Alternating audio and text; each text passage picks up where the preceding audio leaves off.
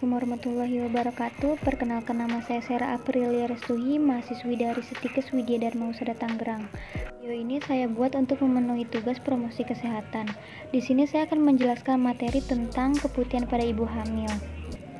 Nah, di sini apakah ada yang tahu keputihan itu apa?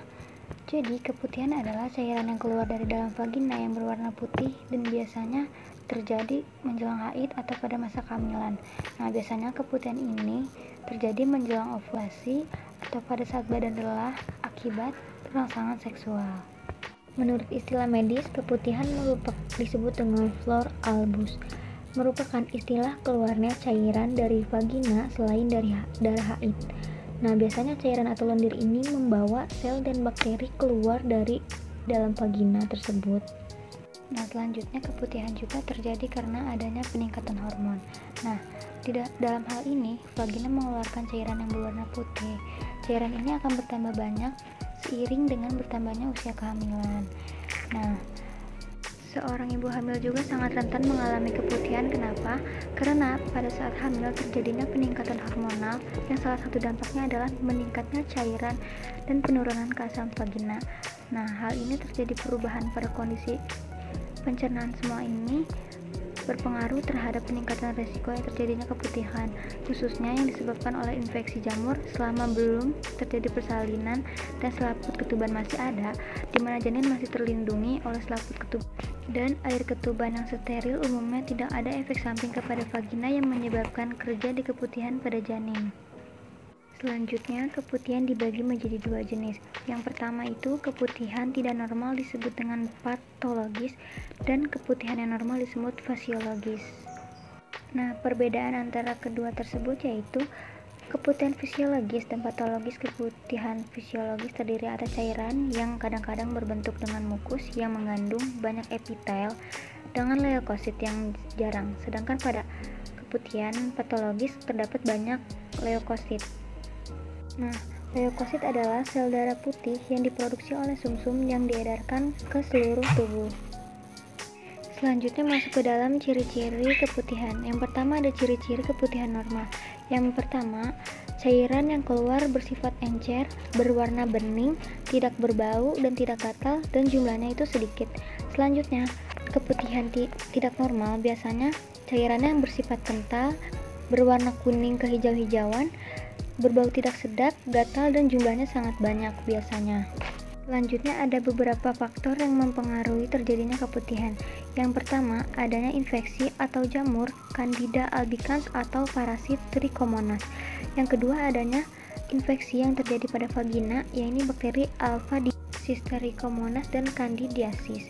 Nah, merupakan gangguan vagina yang sering terjadi, ditandai dengan keputihan dan bau tidak sedap biasanya, disebabkan oleh Lycobacillus, dan menurut bakteri patogen penyebab infeksi ini meningkat dan pH vagina juga meningkat.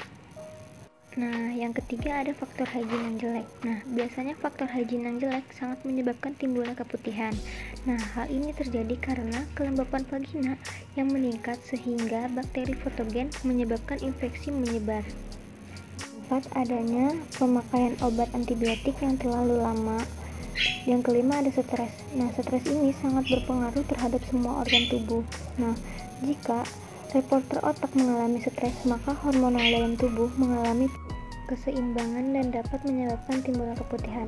Hal ini sesuai dengan yang dikatakan dengan Purwanti Siti 2004 yang mengatakan bahwa wanita bisa mengalami gangguan siklus menstruasi atau keputihan disebabkan oleh stres. Selanjutnya, penyebab lain keputihan adalah alergi akibat benda-benda yang dimasukkan ke dalam vagina secara sengaja ataupun tidak sengaja, seperti tampon, benang, atau alat kontrasepsi pada kemaluan. Nah, dan lainnya. Bisa juga karena luka tusukan atau benturan, tekanan iritasi yang berlangsung secara lama. Karena keputihan seorang ibu bahkan bisa mengalami kehilangan bayinya, menurut Suryana 2009. Nah, selanjutnya keputihan akibat infeksi yang terjadi pada masa kehamilan akan meningkatkan resiko persalinan prematur. Nah, janinnya juga akan mengalami infeksi, namun jika keputihan tersebut disertai gatal-gatal, harus segera konsultasi ke dokter. Karena dengan kondisi ini akan meningkatkan terjadinya adanya infeksi. Jika tidak segera mendapatkan pertolongan, maka menyebabkan perlunakan dalam leher rahim dan akan menimbulkan kontraksi sebelum waktunya.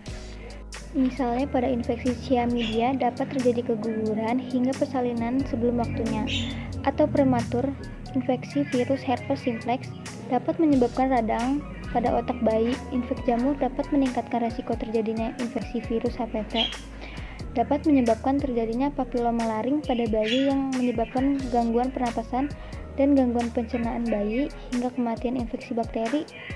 Area dapat menyebabkan infeksi pada mata bayi hingga terjadi kerabunan kepada mata bayi. Nah, yang selanjutnya ada cara mengatasi keputihan. Yang pertama ada cara tanpa obat. Nah, menjaga agar daerah genitalia selalu bersih serta memperhatikan sabun yang dipakai, sebaiknya sabun yang tidak berbau parfum. Hindari mandi dengan berendam dan menggunakan celana dalam yang ketat. Selanjutnya ada cara mengatasi dengan obat. Nah, biasanya dokter akan menyarankan menggunakan obat-obatan dengan jenis keputihan yang dialaminya. Keputihan sangat tidak mengenakan pada ibu hamil, karena untuk kebutuhan normal tidak perlu dilakukannya terapi khusus. Yang penting, bagaimana membersihkan organ intim secara benar dan teratur. Umumnya cukup khusus menggunakan sabun vagina dan air bersih, serta menjaga agar pakaian dalam tetap kering dan bersih. Sedangkan keputihan yang tidak normal harus segera mendapatkan pertolongan medis. Keputihan yang terjadi selama kehamilan bisa disebabkan oleh infeksi jamur Candida sp. Pengobatan yang paling aman adalah dengan menggunakan obat lokal berbahan krim atau sejenis kapsul yang dimasukkan ke dalam vagina. Sementara keputihan yang dialami oleh wanita hamil akibat infeksi bakteri akan diberikan obat kapsul atau tablet yang aman dikonsumsi oleh ibu hamil. Sekian pemaparan materi dari saya, kurang lebihnya mohon maaf. Wassalamualaikum warahmatullahi wabarakatuh.